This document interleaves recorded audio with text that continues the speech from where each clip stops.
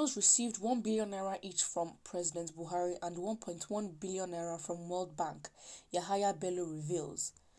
Governor Yahaya Bello of Kogi State has revealed that governors of the 36 states received the sum of 1 billion naira each from President Buhari to cushion the effects of the coronavirus pandemic. Wow, this is a lot of money, and since we now know, I feel like each state needs to demand and see where the money actually goes to, and we have to physically see that infrastructure is getting better and there's compensation to actually those who were attacked from protests by the thugs, and also compensation to those who did not receive the COVID-19 palliatives, because that's what needs to happen. The governor who disclosed this on Tuesday on Channels TV said all the Nigerian governors also signed a memorandum of understanding with the World Bank to receive a sum of 1.1 billion naira for the same purpose. Governor Bello said the federal government have since then disbursed 1 billion to all the state governors, adding that he was the only state governor who refused to sign an MOU with the World Bank for 1.1 billion naira COVID-19 fund. Asked why he received the COVID-19 fund from the federal government despite not believing in the virus, Bello said, "Even though we did not have the COVID-19 in Kogi State, we are equally affected because the economy was equally affected, and the federal government released that fund to assist every state, and we cannot reject it." Governor Bello said that he refused to sign the MOU with World Bank because it was a one-sided agreement or document. Go and check records. Kogi State is the only state that refused to sign the document for 1.1 billion because I don't believe in COVID. 500 million naira has been disbursed. Kogi State did not receive, and I refused to receive, and I rejected it, he said. To be honest, this is sort of damage control. Is he trying to make himself look better than the other governors? To be honest, you all have been cast into one net by Nigerians, and you all are going to leave in 2023. So whatever damage control you're trying to do, I don't understand. Except the people of Kogi come out to testify. The educated ones, not the bribed ones with 5,000 naira. If they come out to testify that this man has done well with the money, then fine. But it's all say. He hasn't proven to be this loyal governor and saying, "Oh, I rejected it. I did not sign an agreement." Why are you changing the narrative? Why? You're part of them, and you're going to be punished with them as well. Your own time is coming. Bello debunked allegations that his government hoarded the COVID relief packages in Lokoja or anywhere in the state as being rumored. He said the allegations were to discredit state governors and the federal government. Wow. Well, I personally believe that, he's trying to do damage control. You accepted 1 billion naira from Buhari, but didn't accept it from the World Bank. And you say you refuse to sign an agreement. No one cares. That's the truth.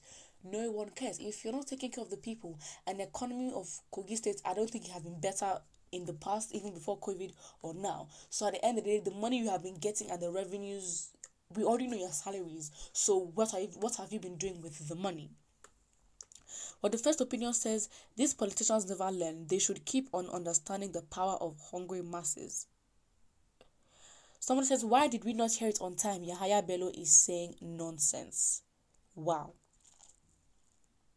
The politicians should be arrested for looting and hiring hoodlums. But the person I personally believe is damage control. I feel like he understands that a lot of states governors are getting a lot of heat right now, being questioned everywhere, and he's basically trying to do damage control and set himself apart, which I personally believe, because he's inconsistent with his stories, if it is true, allegedly. But if you took 1 billion naira from Buhari and you did take 1.1 billion from the World Bank, I don't know, and you refuse to sign an agreement because you don't believe in the COVID-19, what? Why would you not take it to help the economy of Kogi State anyway? It already shows the inconsistencies with the way he thinks. Another opinion here states, these politicians are the real miscreants and hoodlums and looters. To be honest, it's actually embarrassing, because you say these people are educated. You think, because they've been exposed, they've gone out of the country. Even if they haven't gone out of the country, they have university degrees and everything, but yet their greedy selves just hijacks that. And to be honest, you question how they think. Somebody says, what did they do with the money when citizens couldn't stand the hunger and they were committing suicide and dying of starvation? What a wicked bunch of leaders. Absolutely true. Even before COVID, they're making it seem like, the COVID-19 came and then made everything worse. Things were already bad. They were already bad. So whatever Yahaya Bello's, intentions are, he's not clear from the public scrutiny that he's gonna get. Even though yes, he's not the main focus now, but all of them are casting a net because they have not proven to be trustworthy. So someone says they are confessing one by one, evil rulers. They are the real hoodlums. Stop telling us stories. Did you share the COVID-19 palliatives to the people of your state? Exactly. Another person says, the agony of a nation. The way I'm seeing things go in this country under these wicked, evil leaders, it will only take heaven's interventions to save us from their wrath. Absolutely. I mean, at this point, what can nah I feel like right now we're already asking for a revolution. We're not even asking for it, we're demanding it, we're taking it in our hands, because again, we're no more different than all these countries that have been ruled for like 30 years, 40 years by one person. It's the same thing in Nigeria. The thing is, they give us new faces every single time. That's the thing. They have their own slot, they have their own timetable of when this person is going to get into party or whatever. APC, PDP, they're all in some sort of way, they're benefiting from all this together. So again, I feel like we are the ones that are going to make it change. No one is going to do it for us. We can't even trust international bodies because everyone has their own interest at heart. So I personally believe that right now is the education of the people on the street. Nigerians have the money. For example, the protests were self-funded. In a matter of days, almost 60 million naira was funded for the protest in Lagos. So it's not like as if we can't do one or two things to actually make sure that we basically change. I feel like the main thing now again is educating the people offline who are not really protesting online. I'm talking about the uneducated, in terms, not in terms of speaking English, but in terms of thinking for themselves.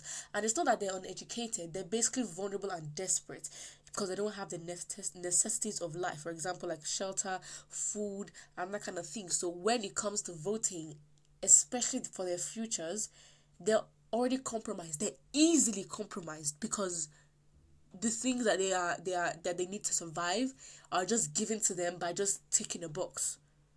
So I feel like that's where the education really needs to start, and we need to take care of these people. Also, the mindset and mentality needs to change. A lot of things need to change, and 2023 seems far away, but it will come like we never expected it. And so I feel like this time, even though sometimes to some people it seems long, we should actually use this time to re-strategize, think who is going to be in the next seat of power, who are we trying to get out of the country, who are we trying to, detach from the government and remove their influence. I feel like that is the main thing that we should do. Well, put what you think about this in the comment section below. What do you believe is Yahaya's Bello's strategy or his plan? Put what you think, and do not forget to like and subscribe.